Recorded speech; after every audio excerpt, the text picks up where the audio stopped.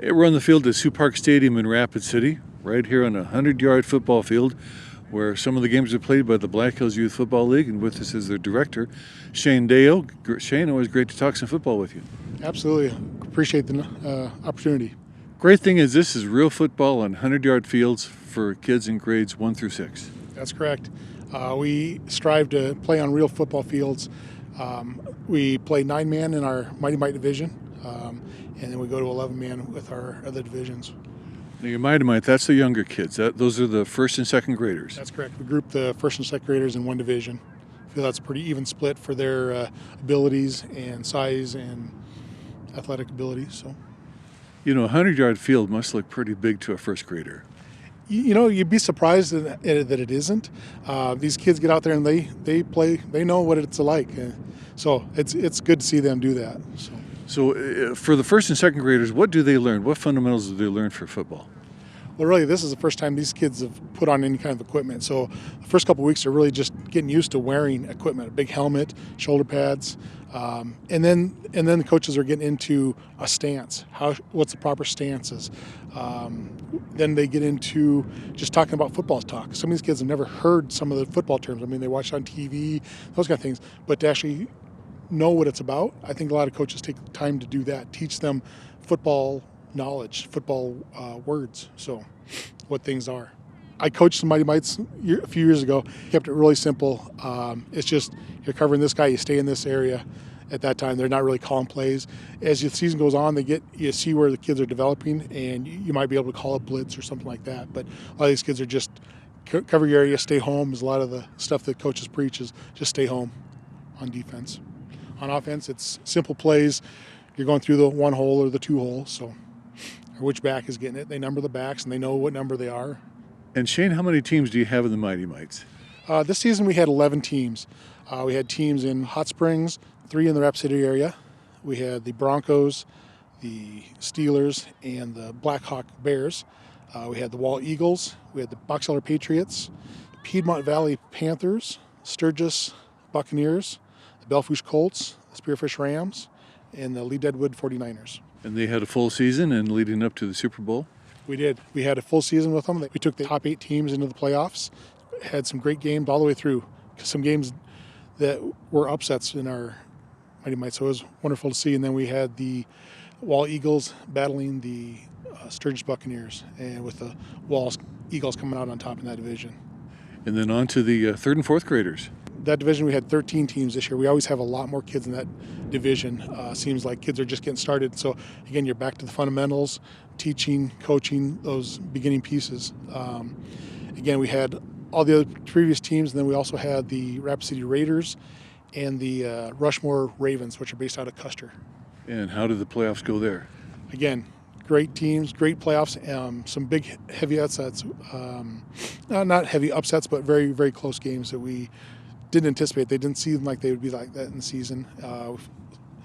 Went into the Super Bowl again with 2 of the Rapid City teams squaring off there. We had the Raiders, brand new team this year, versus the Steelers that have always been very competitive. And both teams were scoring lots of points, had good defense all season long, and it came down to a 12-6 game. It was a very close game, so it was fun to watch. Yep. Coaches did really well too, so I love it. And how about the fifth and sixth graders? Do they learn a little more football, getting them ready for, like junior high and JV and all that? Oh, definitely. They get into more complicated plays going on. They get into a little more defensive talk that way. And across all of our divisions, they really concentrate on tackling. That's a big key in this league. If you can't tackle, you're not going to win. So a lot of our coaches do just purely tackling, and then it's some simple offenses. But they definitely step it up there, and they start doing some kicking and field goals and extra points to that level. So that's one of the things across our entire league, that we've taken kind of the kickoffs and the punting out of our league. Just it's a safety thing. It's kids get more playing time when we don't have those in. So I don't want to call them a waste of time, but really those are fundamentals that they should be learning at the middle school and high school levels. It's we get really down to the fundamentals of offense and defense and go that way. In the playoffs again there, we had the Sturgis Buccaneers squaring off against the Spearfish Rams. Both teams have been very good all season long. and with the Bucks coming out on top on that one. So it was still very close games. It was good to watch. These teams with the Black Hills Youth Football League are important to the high school coaches. They are. You see a lot of the coaches coming down and interacting with coaches, with players, involving them on game days, even maybe involving them in a practice or something like that once in a while, just to get them used to that next level.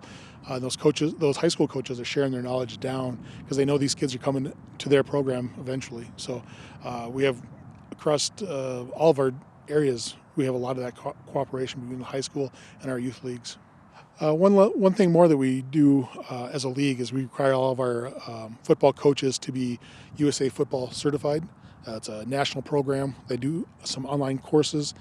They all get certified with that, and it's just one of those programs that endures that they've learned some safety protocols across concussions and heat stroke and those kind of things that we watched before early in the season.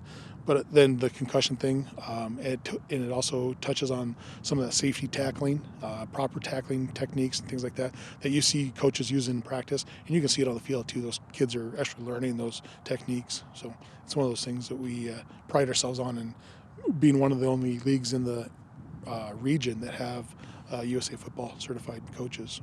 One other thing that besides just football that we also have cheerleading. We do sideline cheer. Again, all associations, all teams have a cheer team with them. They do sideline. And then they're using that time to practice for a cheer competition that we hold every year. That's usually held the last week of our regular season. And we crown champions there. We typically do that at an indoor facility. The last couple of years we've done it at the Sturgis High School. We crown a champion there, and then they're granted the permission to coach or cheer at the halftime of our Super Bowls. So, and this year it happened to be on all three divisions. Again, carry our three divisions through, just like football. All three divisions were the Piedmont Panthers. So they were very active. They have big groups. They've had some great coaches. Again, the cheer coaches there are required to do some online training, again, just for stunting and proper techniques.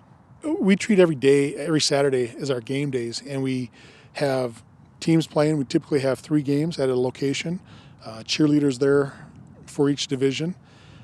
We bring it at a stadium. We play at various stadiums across the area, mostly high school fields. We do use School of Mines field a little bit, but it gives that whole just full football feel.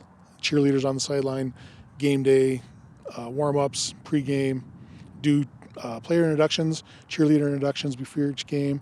We're playing national anthem. It's not we're just getting out there and playing football. We're making it feel like a whole atmosphere for football and cheer. Shane, for parents watching this that say, man, I think I'd like to have my kids involved in that, how do they get in touch and for more information? Well, we have a website, www.bhyfl.com. You can follow us on Facebook at Black Hills Youth Football and Cheer. Email is on the website, and contact us through Facebook. We're very active in that way. So, Okay, thanks, Shane. thank you.